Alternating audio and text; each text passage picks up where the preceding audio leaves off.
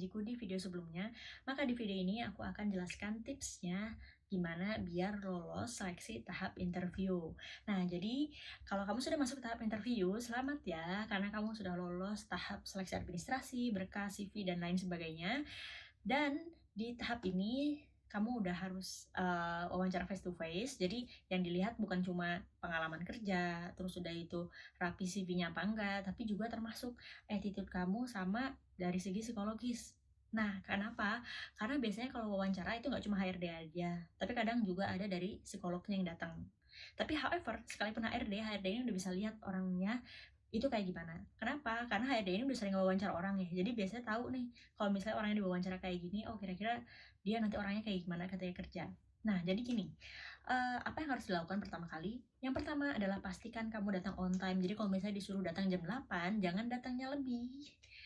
Kalau misalnya HRD-nya baik hati, kamu masih dikasih kesempatan untuk bisa wawancara. Tapi kalau misalnya enggak, ya sorry kamu terlambat, nggak usah ikut wawancara gitu. Jadi untuk tahap pertama aja udah nggak lolos kayak gitu. Nah, jadi pastikan kamu selalu datang tepat waktu. Kenapa? Di situ bisa sebenarnya kelihatan. Jadi gini ya, kita sebagai HRD itu tahu bahwa how people do something, how people do in one thing shows how they do in everything. Jadi apa yang kamu lakukan di satu hal itu menggambarkan nanti kamu akan melakukannya seperti itu juga di semua hal. Kan kita ngerasa ya, masa sih orang bisa menilai kita padahal kan kita baru ketemu, kita baru ya cuma interview setengah jam sampai 1 jam, gimana dia bisa tahu keseluruhan hidup kita? Karena apa yang kita lakukan kita lakukan sekarang itu menggambarkan keseluruhan yang akan kita lakukan. Kalau misalnya disuruh datang jam 8 terus itu kita datangnya telat, otomatis nanti setelah kamu keterima kerja di sini kamu juga akan seperti itu. Kamu juga akan telat-telat gitu besoknya. Oke. Nah, karena itu yang pastikan pertama jangan datangnya telat. Jadi kalau misalnya emang besok nih mau wawancara, usahakan semua hal-hal yang akan mungkin bikin terlambat itu udah diminimalisir. Misalnya eh nyiapin barang-barang, terus udah itu nyiapin baju udah disetrika dari hari ini, terus udah itu berkas-berkas udah disiapin dari sekarang. Jadi seandainya pun besoknya misalnya waktunya itu udah mepet banget. Nah, hal-hal yang bisa bikin telat itu bisa diminimalisir gitu. Terus kalau misalnya hari ini harinya wawancara gitu, nah kamu mungkin bisa bangun lebih awal untuk meminimalisir seandainya nanti di jalan macet atau ada hal-hal yang tidak diinginkan. Itu yang pertama, sudah datang on time ya. Oke, nah setelah datang on time, apa yang dilakukan selanjutnya? Kita harus sesopan mungkin. Apalagi kalau ini pertama kalinya kamu datang ke perusahaan tersebut. Jadi datanglah sesopan mungkin, kalau misalnya belum disuruh duduk, gak usah duduk dulu. Jadi biasa ada orang datang ke ruang wawancara, langsung duduk gitu tanpa dipersilahkan untuk duduk. Wow kan? Nah, jadi sesopan mungkin.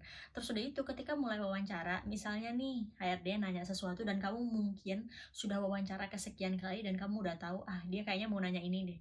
Jangan sampai kamu memotong perkataan HRD yang sedang bertanya ke kamu. Ya, jadi kadang nih ada HRD baru ngomong apa, tiba-tiba udah dipotong karena merasa kita bisa menjawab gitu. Jangan, jadi selesain aja. Biarkan orangnya selesai ngomong. Sederhananya gini deh, kalau misalnya kamu aja ketika lagi ngomong nggak suka dipotong ya apalagi HRD yang lagi ngomong, jadi jangan motong omongannya. Di situ juga bisa kelihatan attitude kamu. Nah, HRD itu tahu banget attitude seorang dengan wawancara pertama kali. Di situ udah kelihatan kan kalau misalnya motong omongan, belum dipersilakan duduk udah duduk, udah kelihatan tuh attitude-nya nanti ketika bekerja itu bakal kayak gimana. Nah, setelah itu selanjutnya adalah kalau misalnya kamu dikasih tugas sesuatu ya, misalnya sebelum datang wawancara, berikan lebih dibanding yang diminta. Jadi gini, waktu dulu aku pernah ngewawancara orang, terus udah itu dia untuk posisi digital marketing, udah itu aku suruh datang hari H untuk wawancara, terus aku kasih tahu untuk digital marketing pekerjaannya ini. Pas hari H dia datang, dia nggak cuma wawancara, dia langsung kasih tahu, kemarin saya udah lihat-lihat sosial medianya perusahaan Anda, nah ini saya sudah buatkan salah satu contoh feed sama post yang akan kira-kira bagus nih, ini dari saya, gimana kalau menurut Anda? Jadi kalau di situ kita sebagai HRD, wah dia memberikan lebih daripada yang kita minta. Dia hari ini datang, kita cuma minta dia datang untuk wawancara, tapi dia memberikan lebih, yaitu memberikan portofolio dia. Ini sudah saya buat, kira-kira kalau untuk perusahaan ini menurut saya lebih bagus seperti ini, karena begini dia jelasin.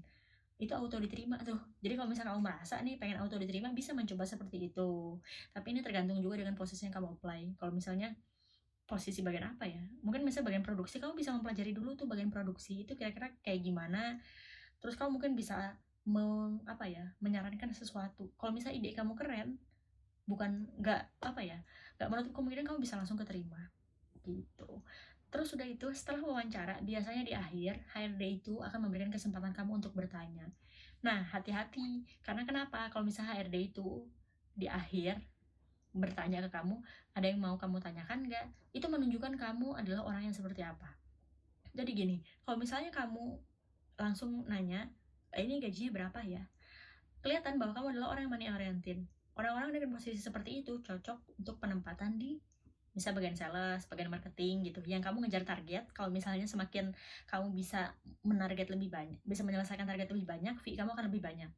Kalau kamu mendaftar untuk posisi marketing, terus itu sales, maka pertanyaan seperti itu cocok ya.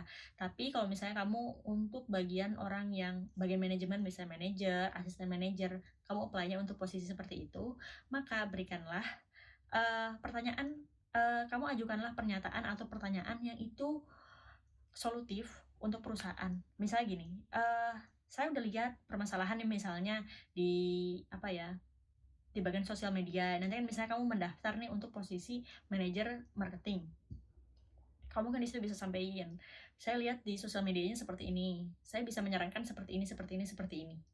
Gitu. Jadi kamu lebih bisa memberikan solusi.